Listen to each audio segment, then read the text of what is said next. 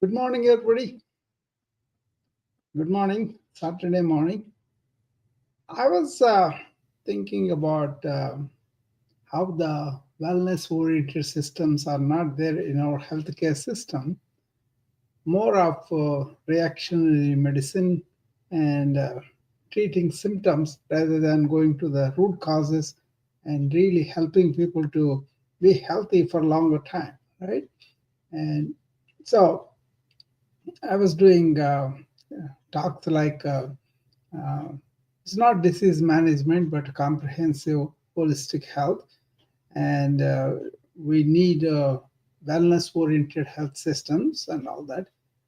Towards that, how can we, as a healthcare system, healthcare providers, and the patients can do maybe simple things like a 10 of them, right? How can we do that? That's where I said we can really integrate daily mindful practices. That's one. Short meditation sessions, not big deal, and also doing some mindful breathing exercises or reflect moments throughout the day to really foster mental clarity, reduce stress and promote emotional well-being.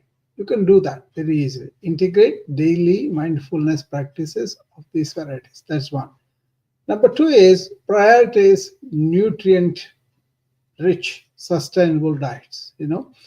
Plant-based diet rich in fruits, vegetables, whole grains, and lean proteins, not only to improve health but also boost our energy and support environmental sustainability. That's something favorite for me. Number three is engage in physical activity. We talk about that. Okay, you should make exercise a non-negotiable part of life. That's it. Whether you do walking or strength training or dancing or yoga, whatever choice. Okay, whatever enhances our physical health and mood and overall vitality. Right. Number four is we have to adopt a preventative health care. Rather, as patients, we should demand, okay, schedule your regular checkups and vaccinations and also health screenings, right? To catch potential health issues. This is where I go a little bit further about proactive wellness. So if you pair this with holistic therapy such as massage or yoga or acupuncture, that will be comprehensive healthcare. Then number five, cultivate a supportive social network. Very important. Build and maintain meaningful connections with family, friends, and community groups. Okay, but don't separate yourself. But be, supportive relationships. They contribute to uh, significant emotional resilience and a sense of belonging. There are people who are like monks and sages and all that. They can be on their own because they have realized that everything is one. Okay, that's a totally different thing. But ordinary people need some support from the family and from community. Okay, that is number six. Number seven is number six. Now, number six is incorporate eco-friendly practices. Very important to sustain our health, right? So we have to reduce the carbon footprint by using reusable products, and minimizing waste and choosing sustainable energy sources. I mean, we are all working for this. See, this not only contributes to the personal well-being and also planetary health, right? That's number six. Number seven is set healthy digital boundaries, limit screen time, and take regular breaks from digital devices to prevent information overload, improve sleep quality, and enhance focus and interpersonal connections.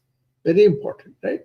And number uh, eight is we want to learn on an ongoing basis, commit to lifelong learning, and personal growth. Very important, right?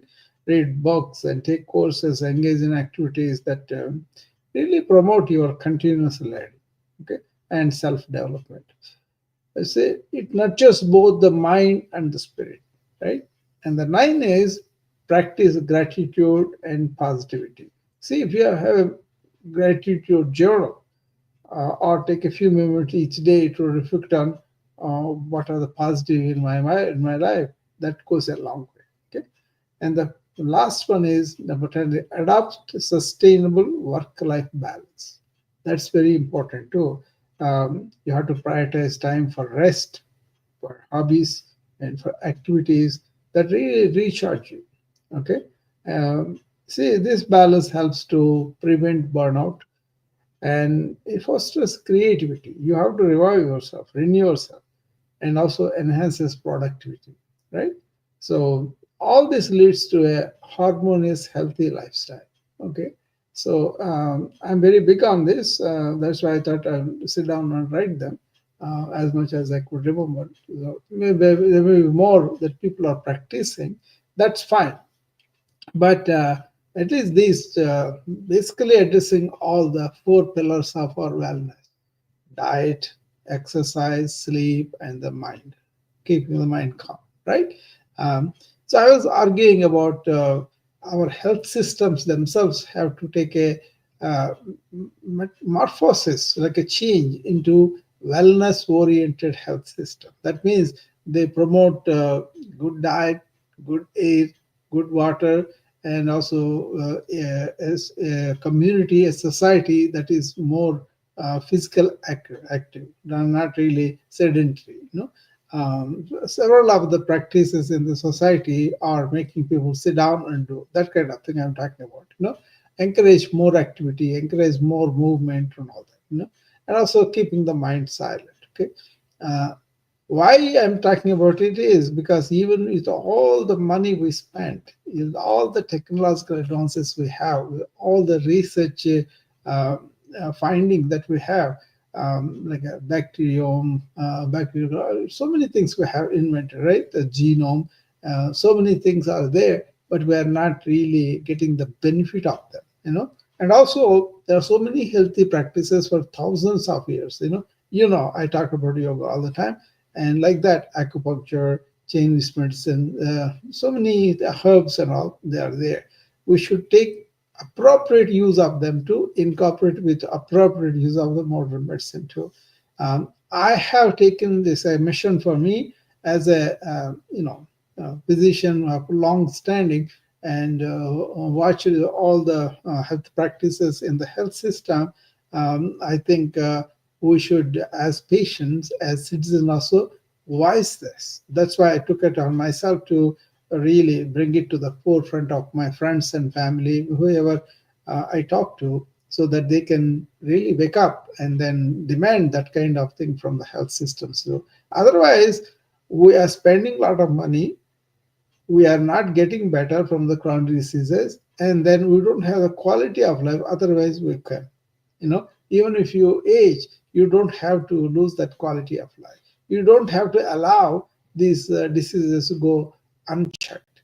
No need for that. So there are so many examples of people living longer, and also living longer better and enjoy, not like a vegetable sustaining just with medications only. Okay. So that's something at your door front, each human being, each citizen, and you got to take these things into your hand, and also really request the healthcare professionals to provide you preventive care, provide you an access to them when you really need to nip it in the bud, that kind of thing. With all these devices, online tools, we have a lot more um, facilities and access to the healthcare than ever before. So you can go and enter your symptoms and come to a provisional diagnosis, and also later on you'll get some prescription also, right? That is there. But then working with your healthcare practitioner, really taking these things into your hand and asking them to do more preventive workup, more treating you when you are really starting with some disease, and also learning how to not to allow these diseases go unchecked, go really manifest all the symptoms and all that, right? You can do that. You can really reverse a lot of chronic diseases, or at least reduce the intensity of them. That way, you have taken your health into your hand. Okay. I'm very passionate about this, and I have been like this even when I was practicing, right? When I talk to my patients, more like a, what are the roots of your illness? How can we really go into that and then really attend to them when they are very small? Okay. Many people don't even know that diabetes has problems with the diet, and then also activity, so they may not want to sacrifice their favorite foods, even though they're causing a lot of problems for them internally, right? So it's not like a big deal because even if they know their taste buds and everything is so strong, they cannot give it up, right? That's a human thing I see all the time. But then if you can educate them about nicely about their consequences, about down the line what will happen to their life and all that, most of the people listen, most of the people try to do it, but you got to be patient with them, you got to bring them along. Like I used to say, send me your values by fax or by online, whatever, and then there is a connection. When they come, we respond to them. So suppose weekly blood sugars are sent, and then immediately you we used to send them really bad diabetics, right? They used to send it, and then we used to see what do we need to really adjust the treatment or preventive measures, whatever we advise them. Sometimes we need a call and we need to talk to them and then send what's going on with them, and then they're very happy to have that kind of connection. There is a model I saw in UK where the whoever touches the patient, either it is a nurse or it's a nutritionist or it's a physical therapist or a psychologist or doctor or anybody else who touches the patient, they are all they form the healthcare team, right? So how many in the United States have contact with them on online all the time? So they created something like that because this is a government sponsored thing. They don't have to get paid for that, they'll get paid anyway, the same thing, right? So but they wanted to improve the quality of life of the patient, so this diabetic patient gets access to all these people that is touching him, and then he can text and get answer at any time, right? If not all the time, but at least most in a reasonable time, right? That kind of contact with your healthcare team that is taking care of your disease, not just the doctor, not just the nurse, but the entire team. If you have access to that, suppose you have problems with your physical therapy sessions, and then you have developed some problems, then immediately your doctor has to know and your therapist has to know, and then they can correct it online. Okay, I'm doing rather in a way that way because I kind of access to the Zoom, and also I access to my Facebook group, Conquer Burnout, right? People can come and then ask me there, and lots of times I go live with a few people together, and then we can discuss things like that. Okay, two or three people use that, but many people don't use that. I encourage that you use that. My access is there here in the living rooms or in my Facebook group or DMs in a LinkedIn. So many ways you can really contact. Nowadays I don't have to answer messages right away because they are not emergencies, right? But then you can put a one session like half an hour in the morning, half an hour in the evening, and answer all the DMs. That's easier for me to do that way because I have to have some digital discipline, right? I don't check emails all the time, and I don't have to spend on the social media all the time. That's why I kind of, whenever I do the room, I do it on the Instagram, I do it on the Noom Vibe, I do it on the Facebook, LinkedIn, and also YouTube, right? So, and sometimes Clubhouse too. Doing this kind of efficient way of reaching my people, that helps me a lot. Okay, so I would like to see anybody has any concerns or comments on such approach, and many may be doing already. But I want to bring notice to much deeper commitment, not only by the healthcare providers, but also the healthcare users, that's you, patients, if you have a strategy about uh, my wellness, not just superficial, but deeper. Okay, you kind of take it maybe every 6 months or every 3 months. Ideally, you should be taking care of these things with the devices available. Now I have a day band, right? I used to have a Apple Watch, but the day band I bought because I bought for all my family members, my wife, my son, my daughter. All of them have this. This is not just a few; it gives every detail of your, not only the vital signs, your oxygen, and also it detects if you have any irregular heart rhythms. So many things are there. So I kind of wanted to use that comprehensive data not as an obsession, but more like a keeping an eye on what is happening. Okay, then it will record, and then it is synced with your iPhone, and then the iPhone it records everything, right? The calories you spend, the steps you have taken, the oxygen level, how it is going, and also how is the blood pressure is going. So many things you can do, right? I think everybody knows about this. They are using the devices now, but you have to take that data and have a reviewing session at least once a week. You should know your numbers, not only the vitals but also your numbers of the chemistry and your levels of the hormones and all that. Once you know them and you are keeping a track of them, any warning, you can go and get it further investigated, deeper examination, and then take action. Right? I'm very, it's common sense dictates. You can save a lot of trouble for you, right? You take preventive maintenance for the vehicle, but do you take the same care about yourself? Not just the body and mind, but also inner spirit and all that. When you are like that, you are much more happier and joyful person.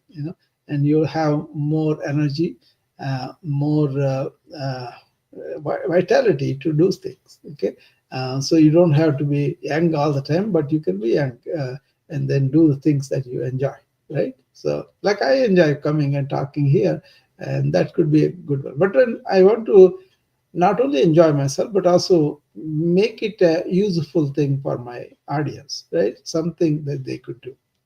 I have a guest here, a new boy, Susan. Okay.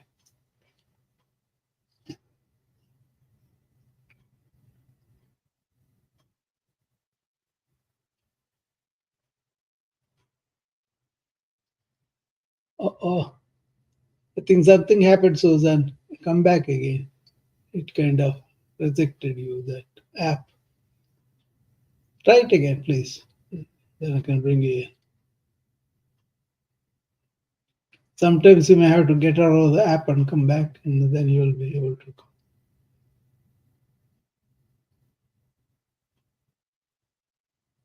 So the essential thing is, I was um, asking a question about how can we make the health systems to be wellness oriented. There are so many problems, right? Inherent are the legal system.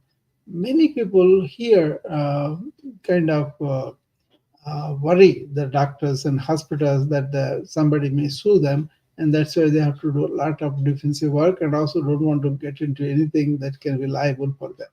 And also, if they just give preventive medicine current reimbursement in such a way, they won't get paid much. They may not be able to sustain their institutions. That also has to be changed too.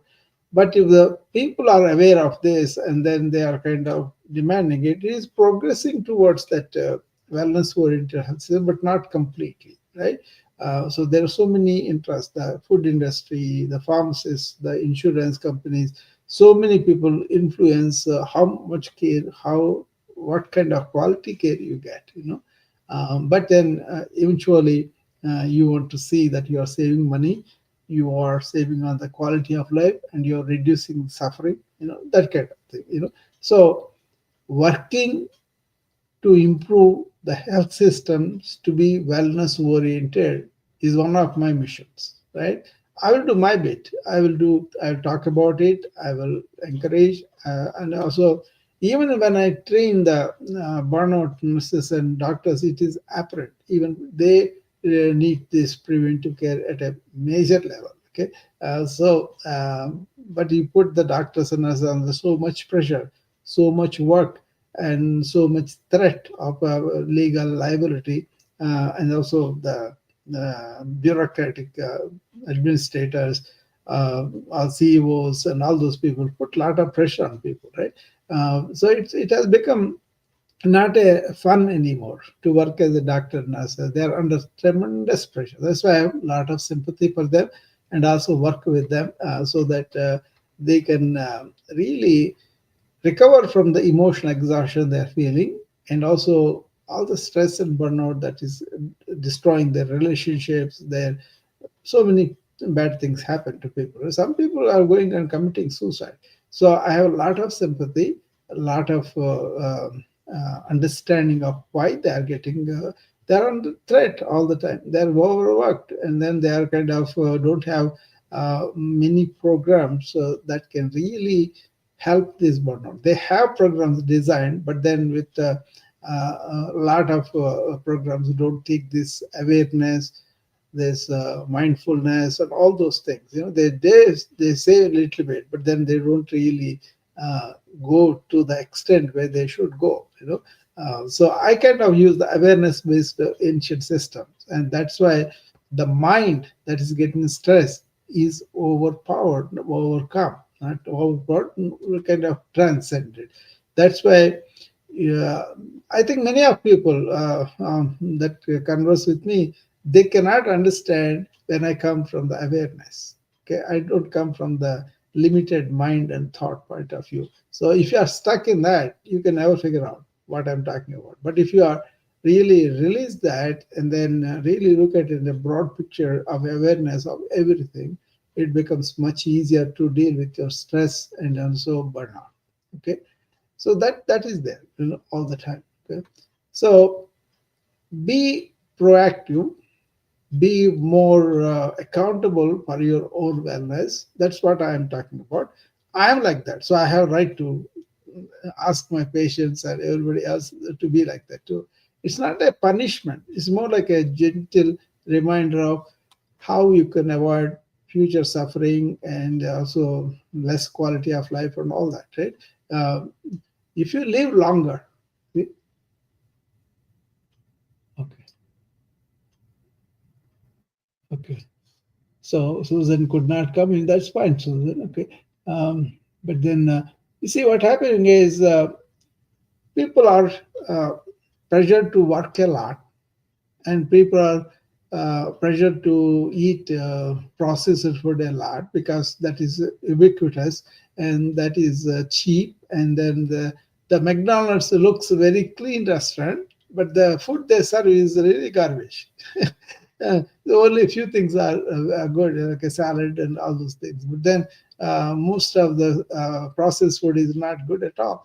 And we make it a habit for the kids. So how blind could we? So it's not very wise to go and eat in this day and age, because we have so much of nutrition research, so many nutritionist coaches are working, so many people are there with books and courses and everything online. So the medical advice and medical best evidence-based practices are there, and it is just that we need to use our common sense and adopt them. But then I can understand the pressures. If you are used to certain kind of tasty food, you cannot let it go that easily, right? That is also there. So anyway, I don't feel this is like a repetitive or something. It has to be honed in, and even one person picks up what I'm talking about and then acts out of their own intelligence and common sense, I'm very happy.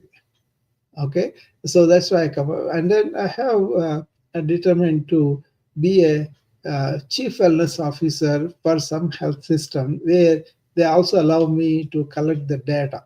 Like, for example, if I'm teaching somebody breathe deep, all the day as much as possible. Maybe they will do formal exercise in the morning, and through the day maybe take a minute and take deep breaths, and then the evening comes and they do the deep breath. That's a good enough. Okay, you don't have to interfere your work and all that, but then that's good enough. Then what happens to them? And what happens to those people who are kind of retired and don't have to work and they are doing this deep breaths all as much as per time as possible, and what's the effect? So I want to collect data like that. Is already there, some of them have done it, but then we want to collect with the deeper breathing practices I teach. Actually my secret of being really energetic all the time is the deep breathing. Okay, so it's automatically goes into that. So I kind of deep breathe and then breathe out very casually. If I sit in the meeting, for example, the meeting, a lot of people will be talking, right? So sometimes we have to sit down and listen to them. When I'm listening to them, that's when I start breathing in and out deep. So you can take so many opportunities to do it. And after that, then you can collect the data with these devices. Now we can collect the data and say how many breaths he has saved in a minute, and how many breaths he saved over the day, so that becomes his longevity. Okay, because there's a theory, this is also scientifically proven. You have only so many thousands of breaths possible in your entire life. You can do them pretty fast and reduce your lifespan, or you can do them slow and increase your lifespan. Okay, so a lot of science is there, but still deep breathing is not casual accepted, that kind of thing. Another thing is, I teach people to be aware and in the moment, not thinking, aware in the moment, and then think consciously, right? So I can collect data on that and then submit to other health systems where we can collect their data and then come up with better preventive measures, better wellness oriented measures that the society can accept. See, when I first came in, I I didn't find many people jogging, many people meditating. They have no concept of it. Right? But then it has increased the awareness, but it is very slow. The prevalence of the chronic disease is more than this awareness of the wellness measures, right? So that's not a good idea in the sense. So I'm going to do my best to. That's why next month mission is to find a chief wellness officer post. I was always thinking about it, but I'm acting chief wellness officer for my own company. Developed a lot of quality programs, helped people and all that. But this one I want more formal so that I can really get an institution under this and advise not only the people but also make things that are available to the public. One idea I have is it's called Wellness Oasis. What it is you can come there and you can find people that can teach you simple things like nutrition, okay, resources. A lot of people have resources, but may not be paying attention. They may not have the wherewithal to figure out what is what, right? So there we can say Mediterranean diet. So just brochures can be given, they can be kept there. And then the same thing with breathing. For example, I showed them an app on the iPad. A lot of people are using that, but when I introduced, nobody was using that. But then by keeping that, you see a graph going up and down, so you breathe according to that, so you may increase that breathing and thereby you exercise your ability to deep breathe, right? And then we can show them sources of where they can really meditate, real meditate. And also if they want further details, they have sources including mine, and then they can come and experience that. But the essential thing is each hospital has this wellness oasis. It's meant not for the patients, but for the people who are coming in and going out, the relatives, the friends, the staff, and all those people can make use of those reminders for wellness. That will be good. Let's see. All right. Two people are in the queue, Susan and Mark. I will get Susan first. Mark, hold on, please. I will get you into.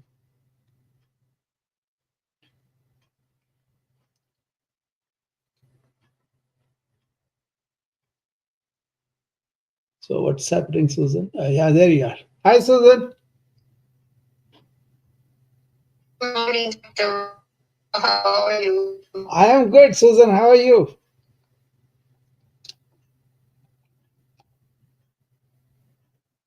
I'm better than I've been in a long time, and that's what I wanted to tell you. That's good. I love Noon Vibe. Yeah. It's helped me considerably. That's good. Yeah. This week, my mind has been so agitated that I've had trouble sleeping, literally. Yeah. I've gotten very little sleep. And so yesterday, for the first time, I meditated. And it worked. And I meditated again with them. And it worked. Yeah. And I meditated a third time and it worked. So when I went to sleep or went to try to go to sleep, my mind would stop. It just wouldn't stop. Yeah. So I tuned into a new sleep meditation. Yeah. I slept for 10 hours straight last night with no interruption. I never woke up once. Yeah. And I am so rested today. I feel so good. Very good. So I just wanted to tell you that. And I ordered a yoga mat today. Okay. So I just wanted to let you know that New Vibe is really working for me. Yeah. Very good. Very good. See, these are the wellness measures I'm always advocating for, and then people using that, they can see the effects of them on their own, and then they take health into their hands that way. Right, Susan? That's exactly what's happening with me, Dr. Rao. Yeah, that's good. See, one thing I want to... I've started looking inward. Yeah, very good, inward. You see, that a lot of people may say is they look outward all the time. But we have to, take a break and look inward and see what is happening with our thoughts, what is happening with our emotions, what is happening with our ideas and all that. So what I teach them is observe the thoughts. Don't get, mingled by them. Just observe the thoughts. Then that slows down the thinking a little bit. Observe means not getting involved or trying to push them down. Just make sure that you are observing the thoughts. Then thoughts don't take over you. So, like you said, you are able to meditate and you slow the thoughts and all. But this you can do all the time. That means you be in that awareness, the stillness, or silence, whatever it is, and then you start whenever you want and then end with it. If you can develop a little bit of practice, then you are mostly silent. But when you want to use a thought, like you want to communicate with me or I'm communicating with you, then you can use the thought. But after that, end it, you know, that kind of thing. Okay. I'll bring in Mark now and maybe Susan back again if she wants to come back. Hi, Mark. Hey, how's it going today? Pretty good, pretty good. Doing well. How are you? One, I was hoping to drive across country, but I can't do it this time, so it'll have to be another time. So we'll figure that out. Okay. Yeah. I'll stop by though. The other thing is, I told you I'm working on a book, and what you were just talking about resonates with me. Yeah. So I was hoping you'd give me a couple minutes. I think I can give you like the key foundation of the book in like 2 minutes. Okay, sure. Go ahead. Okay, it's called Alpha Signal, the Fifth Dimension, and it's got some other words too, but there's 5 things to it. So the first thing is, you and I know it very, we've studied it. You've studied it your whole life. I've studied it for hundreds of hours, and that's the whole principles of Advaita Vedanta, sorry, and it's non-duality, right? It's just non-duality, which is the basis of reality, right? Mm. Yeah. So that's the first thing. It's like, get familiar with that concept of what it means. And really, to me, the big thing about it is that interconnections that are often hidden are real. And that's what's important, is the interconnections. Yeah. Because everything is connected, everything is one, everything is just what it is, right? Yeah. Mark, so it's two things is First of all, it is not the study that is important, you know. Well, hold on. Wait. Let me get through the thing first, because that's part of what I'm going to say. Okay, go ahead. So anyway, there's that concept, and I call that, like, of course, dimension zero for non-duality, which is zero, right? So anyway, I call it dimension zero, but it's really the first and foundational thing to everything else. And it's not really like everything else because it's just its own dimension. It's just very hard. So anyway, that's the number one. Know something about that, or acknowledge that it's right. And then, okay, the first thing is real simple. That is new vibe, and that is this wisdom dimension. So I call that the third dimension. And it's like you could start with low wisdom, and then you study a whole bunch, and you have a bunch of intellectual knowledge, and you're really good. So there's two ends of the spectrum. It's a graph. It's a 5 goes from it's easy. And then the other one is even easier to understand. Knowledge is worth nothing without practice. So you need lots and lots of practice to actually internalize the knowledge and get knowledge without practice. So the other dimension is simply no practice to lots of practice, right? And then you said a few minutes ago the very important thing, and that is I'll call that the wide dimension, and that is awareness, right? So you start with no awareness, and you're in your head, and you're distracted, and you're emotional, and you're just not calm. That's one end. The bottom end, zero awareness. And then the other end is when you're like meditative and you're really at peace and you're just going with the flow. That's like full awareness. So again, the 5 dimensions real quickly. Non-duality is the basis. And then the X dimension would be practice. Yeah. The Y dimension would be this awareness dimension. And then the knowledge dimension would be the Z dimension. Yeah. And then the fifth dimension is really what we're after here. That is, love or alpha or effectiveness or, the state of peace or bliss. It kind of comes back to non-duality, but I think of the fifth dimension is like Om and what represented by Om. So anyway, that's the 5 dimensions. Yeah. Okay, are you done? Yes, that's it. Okay. First of all, this is not a concept. Okay? Get that out of your head. Don't be conceptual. Be experiential. You are experiencing it and you're giving expression to it. That's fine, But the first thing is you are experiencing and staying in that peace and happiness and joy. And then that comes out. Right. And then you are not trying to change anybody. You are only pointing it out. And if they want to, they also have to experience and they have to go towards it by themselves. That's what you're going to throw light on, how it is and all that, But if you have not had that experiential knowledge, then it becomes just intellectual knowledge. Then it becomes concepts and people won't get it. This awareness is not a concept. We are aware, right? We are awake and we are aware. That's it. Yeah. Come back, Mark, if you have more to say. But that is good. Mark is trying to communicate something that he is very fond of and very passionate about, But the thing is, the experiential thing is the main thing. So I agree with you completely. Yeah. I would just go back to, that's dimension X. X is experience. Yeah.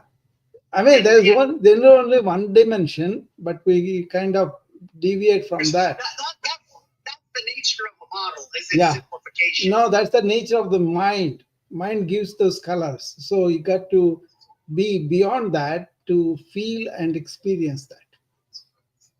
Right. You are there, Mark, but then you slip back into the mind. That's the thing.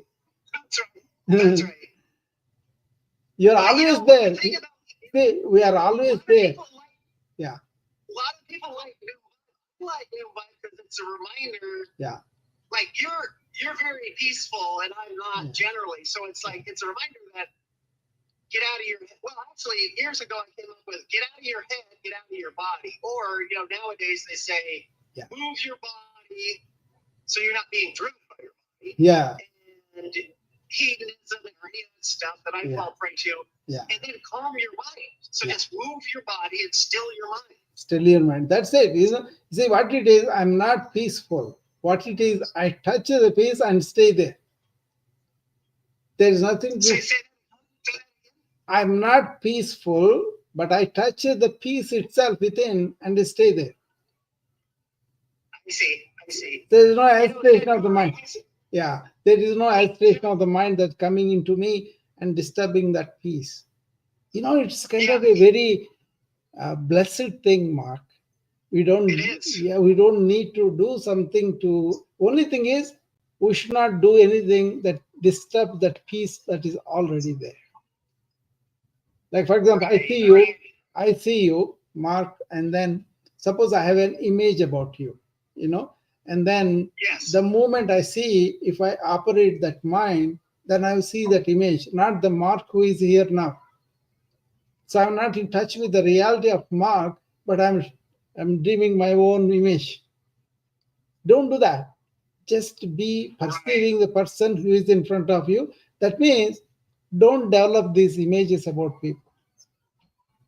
Right. I like this, and part of what I say to myself might not be so intuitive about what you're saying is when I interact with people, I endeavor to not have, like a stranger that I'm in a conversation with, I endeavor not to have any defensiveness, so I'm not bothered by but it's a nature of the culture, nature of us is to develop that slight image of, because what it is you are allowing your mind to go and make that form, and you are not aware of it. The moment you are aware of it, it drops. So that's a real powerful thing you just said. I didn't think about that. That's great. Just be aware of it. This is not that we are committing some crime or something, but our nature is we miss the person by identifying with the image we built on that. Maybe they are good or they said something and whatever. The key is this. Why the peace is not getting disturbed is, suppose I see Mark and then I have formed an opinion. I don't, but usually I have formed an opinion. And then next time when you come, and I don't even want to listen to you, I want to get my image. And so this guy will say this guy. That's not it, because you are completely new now, not the before. So why am I playing with something that's not there in my memory, but not really missing the person here? You see? Yeah, and I talked to the other day. My wife was upset about the election stuff, and we were kind of at odds. So the thing is, it's very hard for me because of like family training and stuff. And it's hard for a lot of people. I just witnessed this. It's hard for them to be. Yeah, it is no small deal. It's a big deal. It's not big. Even before you are aware, your mind goes 100 miles. So it's a very difficult thing. Right. Yeah, I understand. But what I'm saying is, be in awareness in the morning when you get up. Don't let your train of thought take you over. Okay? The longer you have the gap between your waking up and the train of thoughts, the healthier you are. Okay? In the beginning, it is tough. But then start doing that, even for a few seconds. Then you'll get on to it. So that's a very important thing. The difficulty, what Mark was talking about, is a real thing, because our thoughts are trained to be electric. The moment we get up, we kind of remember all the past, all the things that happened, and also all the plans that we have for the future. But what life is, here and now, those are all your memories or your projections of the mind. So once you get it, and then you say, I'm going to be here and perceive things as they are and deal with them, you have made a lot of progress. But then don't put it under pressure that you should be every day. No, what it is we are used to certain kind of thinking, certain kind of conditioning, certain kind of network in the brain. So the pathways work even before you kind of have a chance to operate on them. So you can never be getting out of that as long as you are in that network of thought. But if you see thought as a useful thing that you can build on a lot of things and then you can reinforce talents and all that. But when it comes to psychological matters, human relations, you don't want thought to be there, but rather your awareness of other person as a human being, other person has feelings and thoughts, other person has this weakness of the mind and all that. Then you have a lot of compassion for them and you can really be peaceful first of all, and that conveys to them, and then external circumstances won't bother this peace. Then you will be able to take things as they are, and they change all the time, and then act on them. This is a very powerful thing to discover that is there within us. So otherwise, everything about thought, everything about deeper thought, you are always stuck in that thought. So people who are not stuck in the thought, they can see very easily, yeah, I'm not stuck. I'm glad I'm not stuck in the thought, but I can use thought. It's a powerful, important faculty that human beings have. But more powerful than thought is that intelligence which is aware. People lose the edge of that intelligence because they want to make concepts, they want to make ideas, they are all can be done for the physical things, outward things, but not something very dynamic and very organic subject. That's where the experiential knowledge comes from. Actually, when you really come from this chatter of the mind, you really open up yourself as a conduit to the universal intelligence. That's something I may say, but you have to experience it. Then only you can see the effect of that and the really blessing and bliss, happiness, peace, all together one. That is the diamond I was always talking about. That is the being. Everybody has it. Consciousness is such that is subjective, right? And you should be, if you don't have your consciousness, you are not aware, how can you experience life? It's not there. So awareness, staying there, not in thought, awareness of the world, everything around, and then using the thought actively, intentionally, consciously happens when you can really realize that inner being. But if you are caught up in the thought, you can never go beyond it. See, that's the biggest change between the modern intellectual power and an ancient meditative awareness power.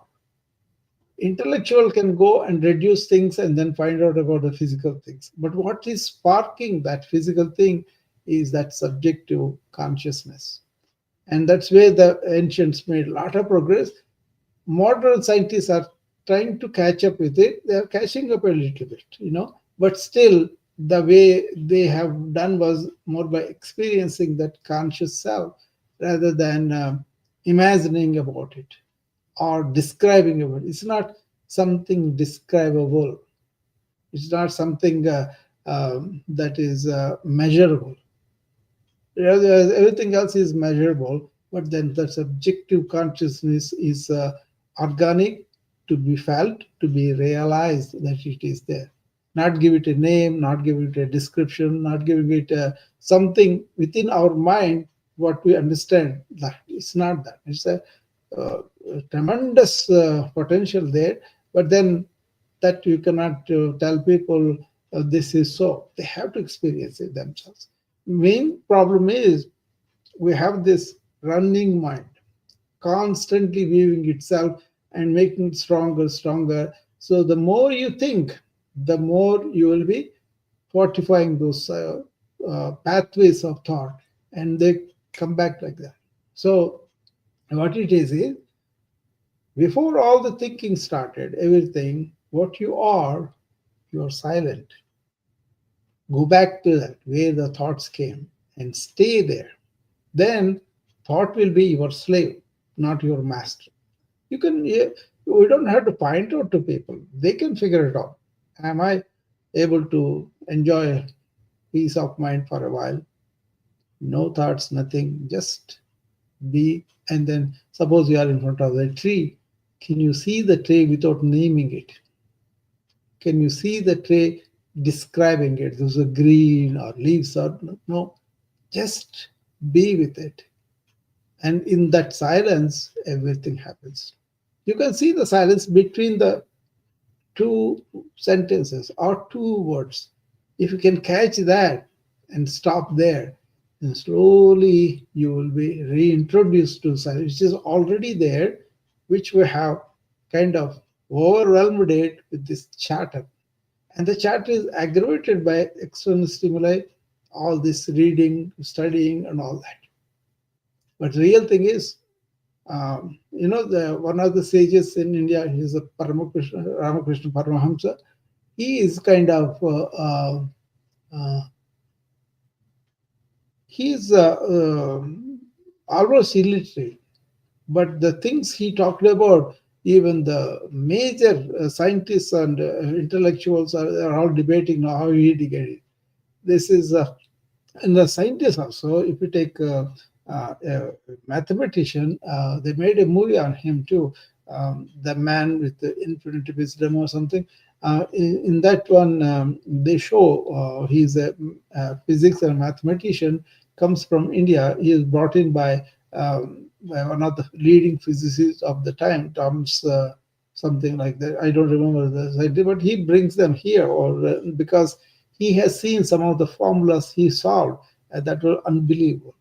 And so when he came in, he kind of asked them, "How did you arrive at this equation?" And then they said, "Oh, I was meditating. In my meditation, my deity, one particular deity, I worship her, and she came and wrote these things on my tongue."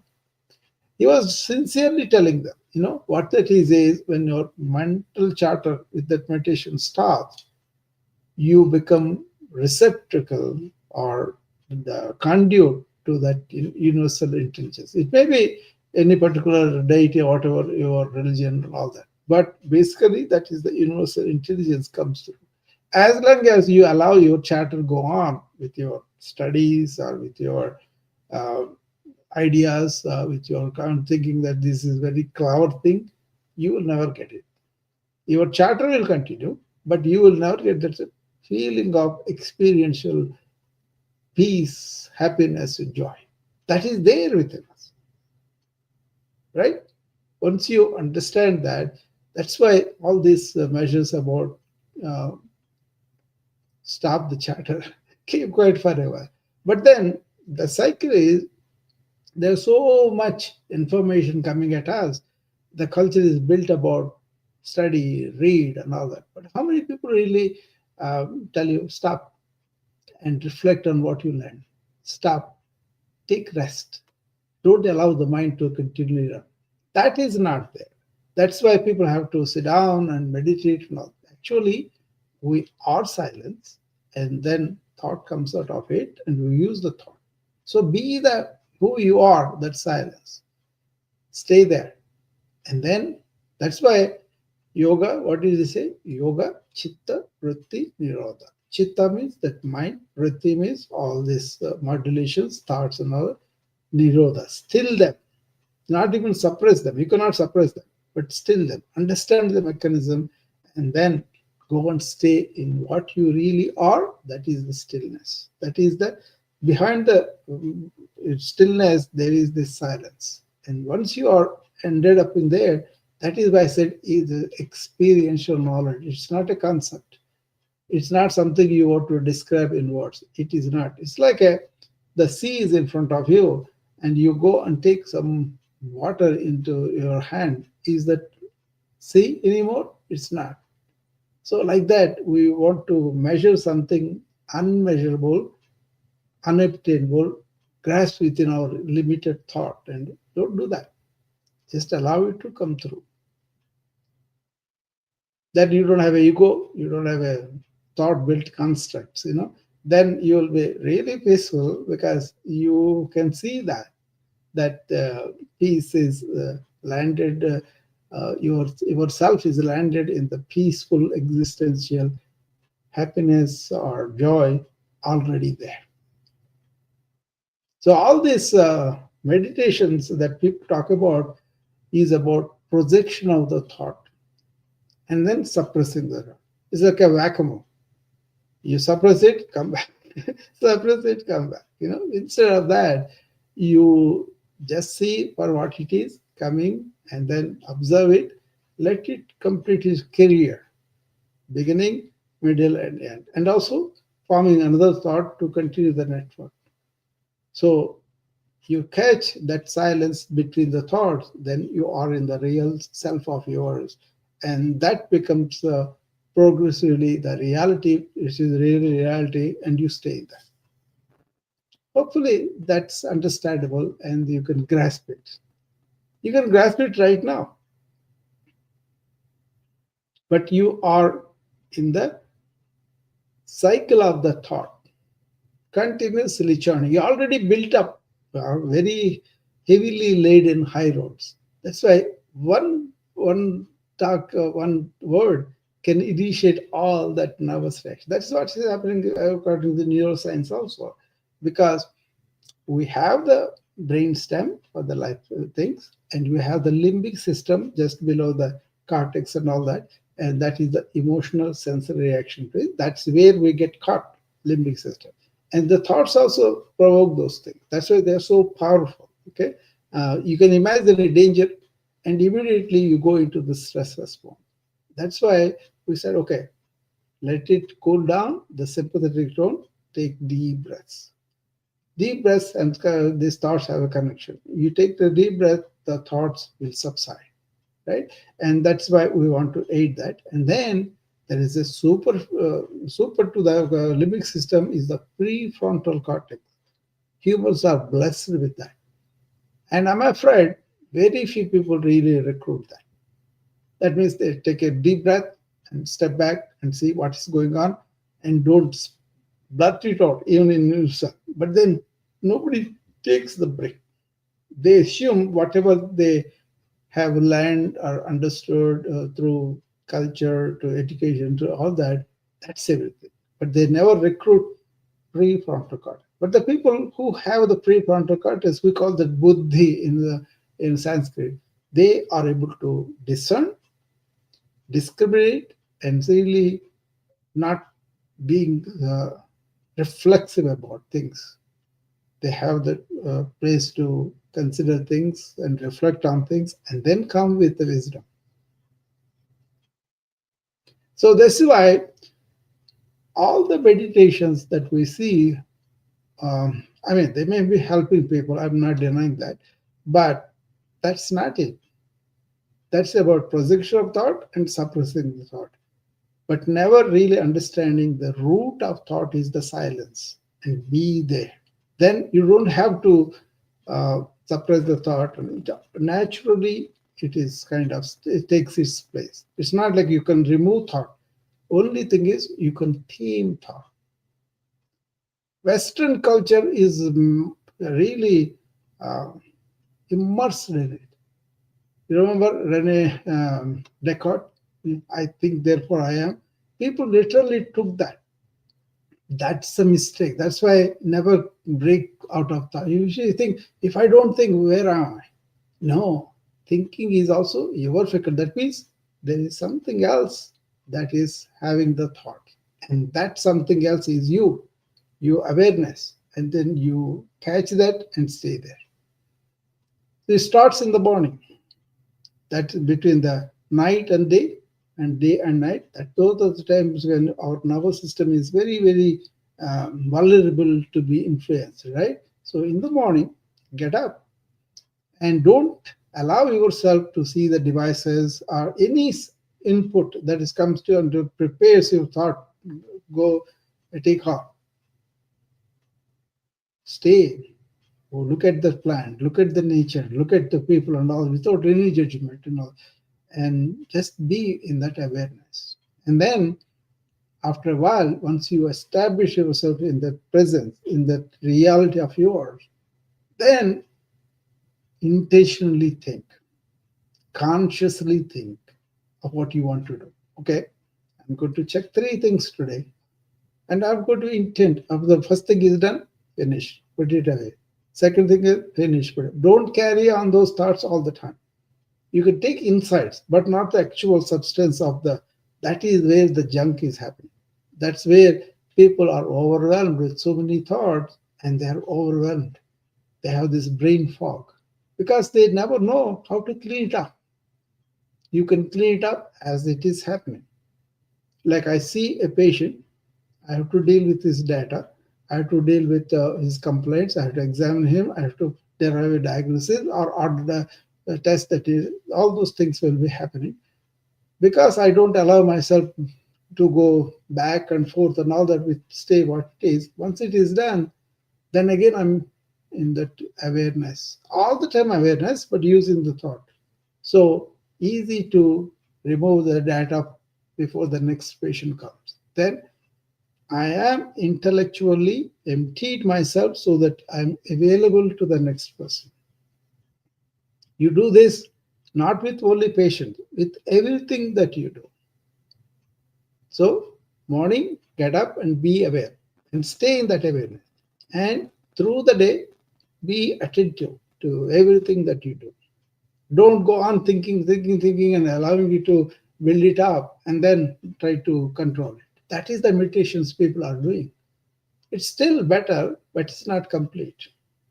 Okay? And then the end, what you do, at the end of the day, review all that happened during the day and then finish them and go to sleep. Vacate your mind, as supposed to say, awareness in AM, attention during the day, and vacate at night. Practice these three and see how relief you have. You may have problems outside, you may have so many things, but keep on worrying about them is not going to be solved there. But understanding the problem and trying to resolve it with intelligence, because your mind is available, you can figure out what needs to be done and then do them. Then the problem will be solved. Otherwise, you are in the wheelchair rocking, you are not going anywhere. Sorry, being so animated there, but this is something I had to say because so much of burnout is not working in the United States. So much of stress relief is not working. We see a lot of stress related illnesses, or somebody diagnosed, then they have this stress to get it worse. That's also there. And also, people are not peaceful, joyful. Something has to be there for them. By themselves, if you don't have anything, can you be peaceful and joyful? So problems come. What you need is inner kind of balance, and so that you can really use your intellectual power and creative thinking and really finding answers from what you see, right? And then you can bring in a lot of experience, a lot of knowledge we have and all that, and then solve the problem. But then don't hang on to that. The ego hangs on to, oh, I did this, oh, I accomplished this, oh, I'm so good. It has to be. That tapping also goes on all the time. These are the two things people are doing. They don't know how to touch the intelligence beyond the thought. They don't know how to operate with enough thought, but not too much thought and all that. And they don't know how to really rest in that silence. Then human life is really beautiful. You don't need anything, just to stay in your existential consciousness that is blissful. This is real. It is, we don't have to take any drugs. You just have to uh, realize that with your own experiential observation. And the ancients did that. And um, they have, they said, don't use your intellect, don't use sensory things to get to this inner diamond. Intuitively grasp it, and then it operates. And as it's operating, that is the experiential knowledge you have. It's not about other people. It's not that you don't care about them. You do care, but you cannot give it to them. You can only point out to them, and they have to do the work of silencing the mind and go and touch that inner silence that is already there. This chatter goes on continuously, and then there are so many ways to uh, increase the chatter very much. That's the problem, that's why I said vacuum.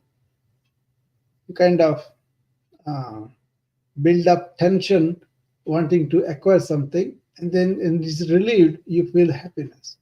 But then this is about not even allowing the tension but staying happy all the time.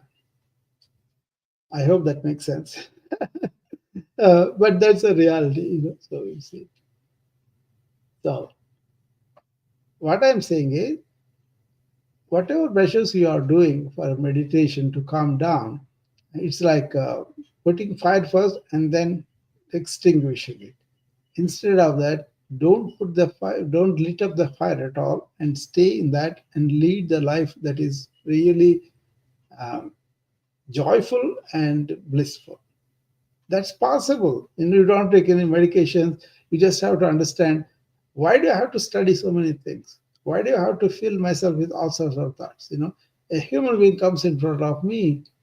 I can talk to the human being as human being, right? Not about his image or his socioeconomic stage or his race and all that. That is the junk that we kind of operate with. If you just don't have that, then whoever is the human being is the human being, and you can deal with them and don't have to build up all the images. But if they behave some other way, that is because of this. They are only operating at the mind layer. They are not going. Remember the five layers I told you about? There is a physical layer, Annamaya Kosha. That is the blood and bones and all the organs and all. And there is an energy layer. It is the Pranamaya Kosha.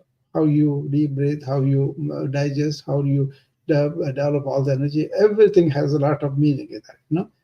And then Manomaya Kosha, where you are operating at the thought level. And this is the problem, thought level. That's why Rene Descartes, when he said, I think where I am, many people take it for granted and then they don't know anything better. So they identified with their thoughts. Even now, many people, 99% of them will be doing that. But the few people who are out of that, they use the thought, but they are not victim of the thought. So there is a thoughtless state that is awareness. It's not dead, it's not sleepy. It is aware and alert and awake, but thoughtless. So if you don't experience the thoughtless state, you will not understand what it is. For that, calm your mind. When you calm your mind, automatically the sun that is there, the clouds are gone, shines forth. Okay, I always quoted Ramana Maharshi in this. He said something, I put it on my basement, this yoga studio. Thoughts change, but not you. That you is that self, is that thought state. Let go the passing thoughts and hold on to the unchanging self. That self is that inner being. You get it? Now, instead of being in that, our real self, we are always in the operating intellect, thoughts, thought made, thought construct ego, thought construct personality, and then we identify people like that. But once you understand people are human beings, that means humor is the body and mind, and the being is the real being. And once you are in there, we are all the same state there, life force and all. Then there is no discrimination in your thoughts also. There is no building of image about who is this, who is that, and all that. First of all, you don't do that for other people's sake either. You are peaceful. You are happy and blissful. But then, because you see the suffering, you see everything. You see, basically in Buddhism they said, "What is life?" Right? He said, "Kshanikam, kshanikam." That means everything is temporary, and it only serves only momentary, and then changes, and then finally, if you identify with this temporary thing as permanent, like a body and mind, then the suffering. That's what's happening when you see the suffering going on in the physical illnesses, mental illnesses, or spiritual illnesses. So many ways people suffer, right? Then you come out and then with the compassion, you try to be there, and it's not help, but it's going to be compassionate reaction to them, and so that they can really enjoy the potential of human life. That's not there. That's why the things are getting worse and worse, because of concentration is on thought, and all the time. So there is a state of ending of the thought. That is true meditation. Meditate is kind of reflect on these things and understand them. What you are doing now is you are putting fire, let all the thoughts go all over, and then suppress them. Akabo, they come back. But there is a state where you don't have to have the projecting thought, but make the thought your useful friend.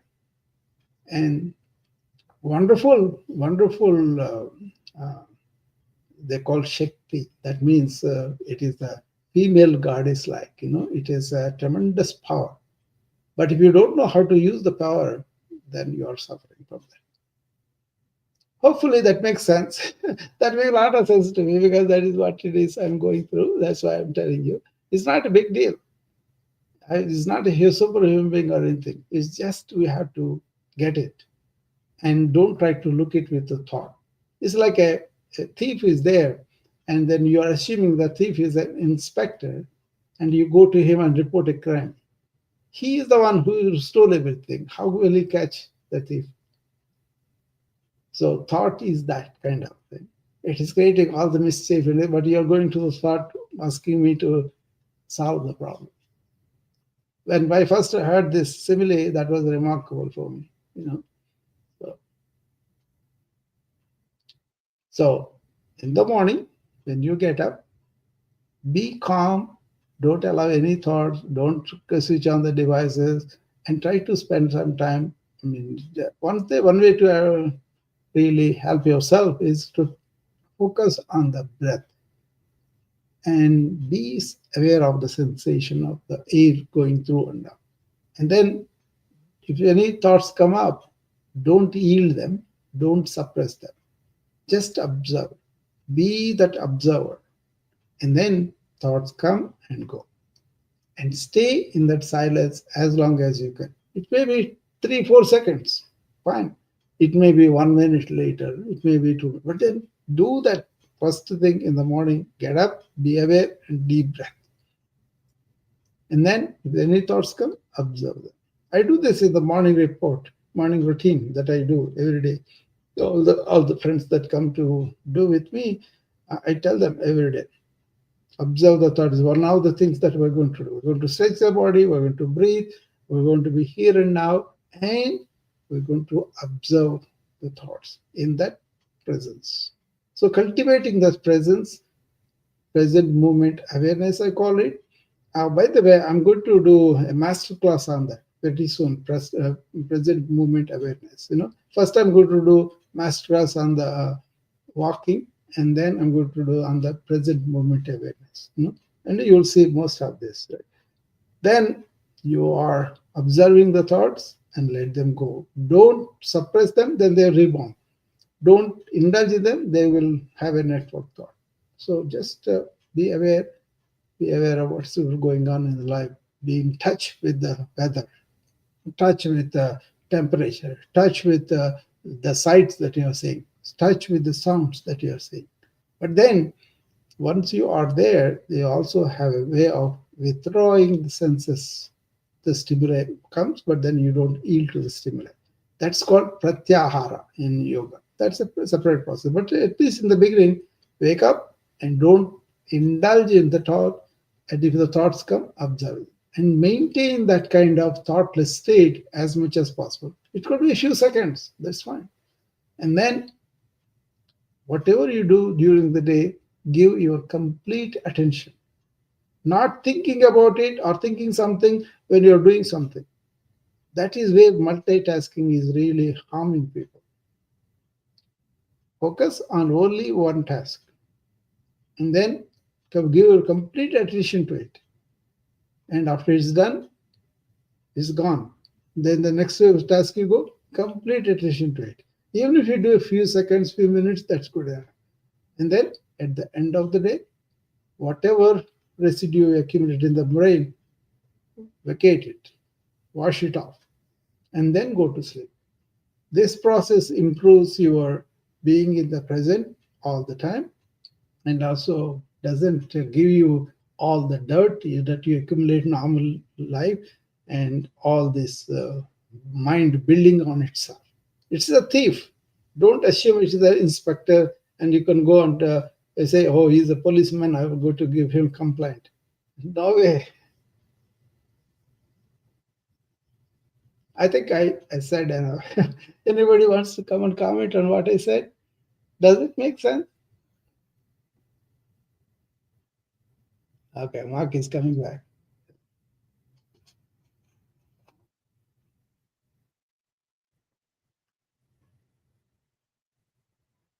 So I was just going to say, and I'm serious, I haven't ever heard you say something that didn't make sense. But the other kind is, Mark, I see so much of suffering generated because of this improper use of thought, kind of. We don't, Right. yeah, we don't do it deliberately, but it's kind of not grasped properly, I did have one correction that I think you'd agree with. Yeah. You don't want to make thought your slave. That's terrible. Not the same in the sense. Servant. You want to make it your servant. Yeah. That is what I mean. I don't mean the slave. Okay, servant means that is it follows your command rather than you are taken over by it. Yeah, that's fine. Yeah, just to digress for a second, I don't know if you know who Ian McGilchrist is. Some of your listeners might know. I know. Very famous guy, and he has the book, and the title of his book is "The Master and His Emissary." Yeah. And what he's talking about is we have.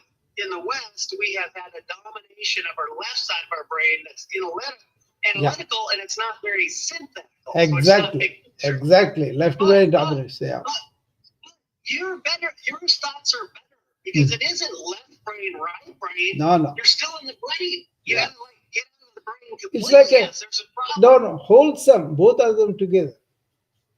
No. What I was going to say though is you said a few minutes ago that it isn't about having your brain at the ready. Yes. Well, it is. You want to have your brain at the ready, but it's not left brain, right brain. It's the stillness that whatever it takes will just arise. So it could be left, it could be right, it could be both. No, it is there. Now the stillness is there, Mark, and from that our words, our speech, everything arises. That's the one. You got to go back to who we are. That is the stillness. Right. And then you are perfectly fine. McGilchrist is very well respected by philosophers and scientists, but I don't think he's quite there because he's not saying first and foremost do the Eastern sleep better and be still. He's missing that depth. Yeah, you know what it is? It is speculation, philosophy, still in mind. Right. Whereas we're talking about using the mind, but then appropriately. Right. So it's a kind of, I use my mind to write books, to write courses, to write instructions to my patients, so many things, right? Even this wellness-oriented system, why United States needs it, why we should all be wise up. Like, for example, we are voting, we are selecting somebody because our self-interest or whatever, right? But they're like that, our self-interest of preserving our health should dictate us what kind of health system we are attending to, why we are paying so much money, what's happening. That has to be awoken with each person. Then you'll work for your wellness. I think people are pretty intelligent, but they assume these healthcare people should take care of it. They assume the scientists should take care of all the answers and all. The scientists may work out, but the middle people, the business people, may want to do business with it. That's what's happening with our healthcare. Right. So, Dr. Rao, when do you get most out of your state of awareness and frustrated? I mean, what scenario, what situations would cause some stress for you? What do that's the beauty of it. You get it or you don't get it. Once you get it, you stay there. I see. You don't make an effort. You just stay there. Because, like, for example, somebody has to tell me I'm a man. So, for the inner matters, we kind of wrongly identify what we are not. That they call it as a whole non-self. The limited non-self you have, then you can realize there is self that is already there. It's kind of a clouds covering the sun. Sure. I'm going to jump off here, but you can keep talking. I've enjoyed this very much. Thank you again. Yeah, it's a kind of the ignorances, the misconceptions, the taken for granted things, and all that. They have to be examined. They have to be looked at. Is that real or not? Then that is where the light dispels all the darkness. So once it is lit, that's it. The light is there. Only thing, you don't create clouds.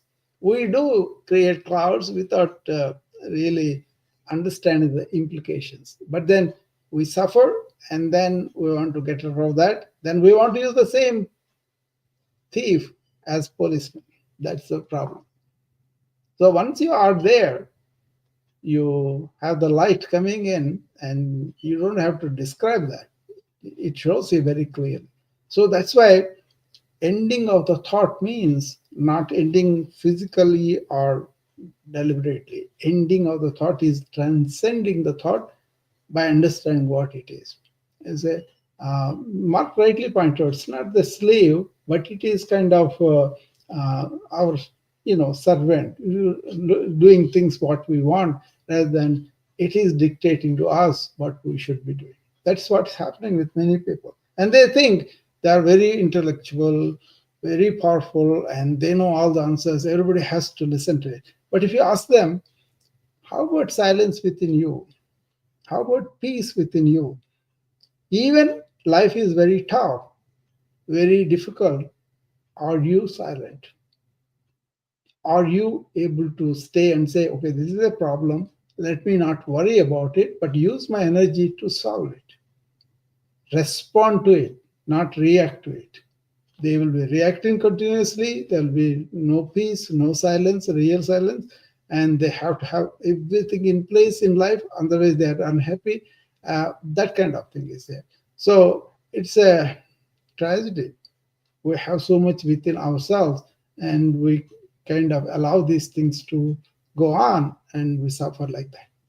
And then just because they have a big voice or articulation or clever manipulation, they think they know everything. But if they really want to ask them, say, how peaceful are you? How joyful you are? How stable you are when the external things are threatening you? And how soon you can let them go and then be in that balance and then work. This yoga said, yoga stha kuru karmani. Once you have that inner balance, inner equanimity, then you don't react, but you respond. You respond to the challenge with full power of yours. It's coming through. Then you'll be creative about a solution, or you want to learn about a solution, but you don't allow yourself to be mentally, emotionally disturbed and losing your energy like that.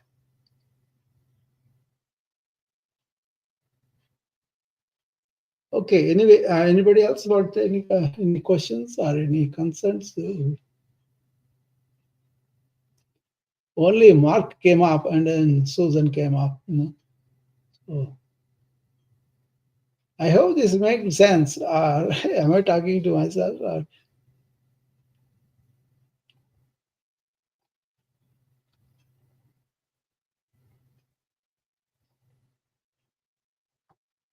anyway, this kind of things reinforces for me a lot of my friend Janet is coming. It's good.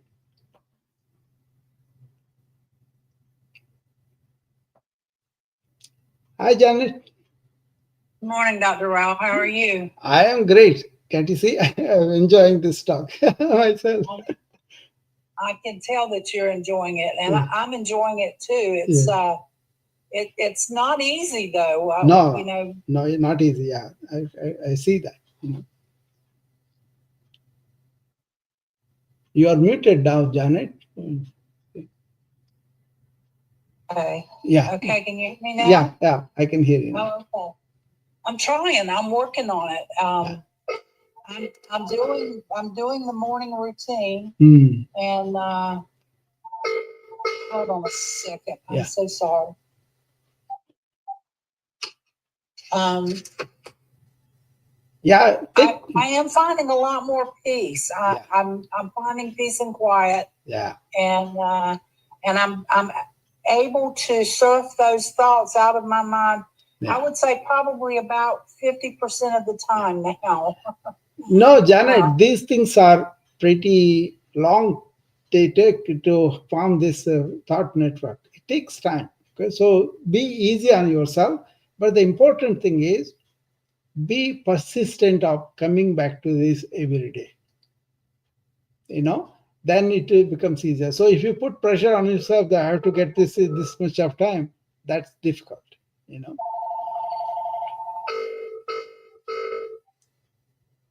So I get it. Yeah. I've been on the morning routine now 16 days in a row. Yeah, good. I found a recording this morning of one, the sitting down one. I went back to that one. I like that one. Yeah. And sitting down is really people will be surprising. It is tough. That's why I do the standing or sitting in the chair. I can do sitting down on the floor. For me, it is okay because I've been practicing it. But then a lot of people cannot really do that. That's why I kind of easier standing and all that. But if they want to really do sitting down all the time, that's much better actually. Sorry, I don't know what happened. Yeah, I can't get on the. If I get on the floor, I can't get up. Yeah. That's why I'm saying it's a way to get down, way to come up. There is a way. I will show you what are the ways to get down properly and then also get up properly. But you don't have to do them sitting down. You can sit in the chair and do them too, and that will be okay. You'll get the enough benefit out of that also. I can feel the benefits already in my body. Yeah. And in my mind. Yeah. It's really helping me tremendously. Yeah. I think you are progressing two ways. One is you are limbering up your body better, and also you are making your mind go silent a little bit.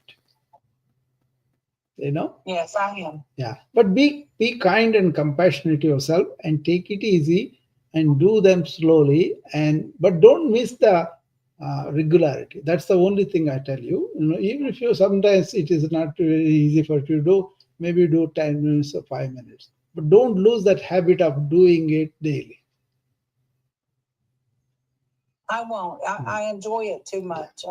Yeah. It really helps my mind in the morning. It sets the mood for the day. Yeah. And I'm much more able to concentrate when I need to, but then let go of things that just come in that that I don't need to be thinking about. I'm able to let them go a lot easier. Janet, there is a walking master class and also a master class present movement awareness are coming up. Okay, attend them and you'll get a lot out of them because the walking addresses all the muscles involved in the movement of the walking, right? So if you catch some of the, what I want you to do is when you're doing those asanas or the walking asanas, catch which one is difficult for you and focus on them slowly. Okay, and once you resolve the stiffness, then for example your hips are really there, and then I tell you about hamstrings and all that. Do those things first after you get up, and then your movement in the yoga session will be much better. The same as the present moment awareness too. You will You will gain a lot of tips about how to be present, and then the more you are do it, the more you'll get into that presence. And then once you are on the present mode, lot of heaviness of the mind will go away, and you feel so lot more better that way. So you will see the advertisement when they are going. I'm going to tell you on the rooms also. Then come and see them, and then of course the recordings will be there too. So whoever comes, they can see them. Hope that helps. Yeah. I'm very happy. That's what I really get happy when I see people reporting these practices are helping them in their life. Either they have less physical or mental, whatever that people go through. That's where I really feel happy. I mean, not my ego, but really feels happy that I was able to be there for somebody. So thank you. It's almost getting noon here, and I will stop here unless somebody wants to come up and ask me something. Uh, I hope I made sense to you and um, kind of gave you some practical things that you could employ and be benefited by it. Okay, so don't get caught in the thoughts all the time. Take some rest. You know, really helps you to lead better life. Okay? But this information age, information overload, um, that's going to cause more problems down the line because basically people are becoming neurotic, the same thing going on in their mind all the time, and then they kind of form highways for them, and then when they're old, all these things come and haunt you. So you cannot really control the thoughts at the time. But the more you, when you are young, if you do this awareness practices, it's much better for you to be here and now, to be free of the unnecessary thoughts and negative thoughts, and thereby whatever you have materialistically, you can enjoy that. You can enjoy your relationships. You can enjoy your work. You can enjoy the earth and all that. Okay, so it's a rich life once you understand what is to be here and now in silence. So, what do I say all the time? Move the body and to keep the mind silent. Those are two key things for health. But there's a lot in those two. Okay. So, but essentially, get up and move the body, but at the same time, keep the mind not vagabonding and going all over. Okay. Even when I see the news at night time, I do it intentionally. I wanted to know what's going on with Ukraine war. I wanted to know elections. I want to know what is behind all this. Uh, but then after that is there, once I get what is needed, information and all that, I keep the insights and then I don't remember all the investigations and everything else. Okay, conversations and all. So if you move the body, getting up and move, and if you can, whatever movement is possible, start with that. Don't push yourself, and then let the body learn itself. See, two elephants in us is one is body, one is mind. We created the elephant of body of inertness, laziness, not moving. You have to reverse that by moving the body. Be functionally fit. Do the chores, do the gardening, whatever you can do. And then if you are active person, take the elevators. Don't take the elevator, take the stairs. Walk on the corridor. And if you have a mind that is constantly going, stop it. That is what you don't want to get into that cultural thing, right? Just because people have some productivity and the material tools doesn't mean they are mentally healthy. Doesn't mean they are having this peace and joy I'm talking about. Okay, and on the other hand, they suffer a lot. Okay, so don't buy into that. But then you can read, you can learn, and all that. But then don't allow your mind to go on. Take breaks, reflect, and be silent for a while at least. If you can just do that, moving the body, functional fitness, doing regular chores, and then don't think too much, don't go into negativity, but just think consciously and then put it out. especially in the night time before you go to bed. Vacate it, clean it up, and then go to sleep. You will be very happy you do that. Okay. Thank you, and I will see you again later. Bye bye.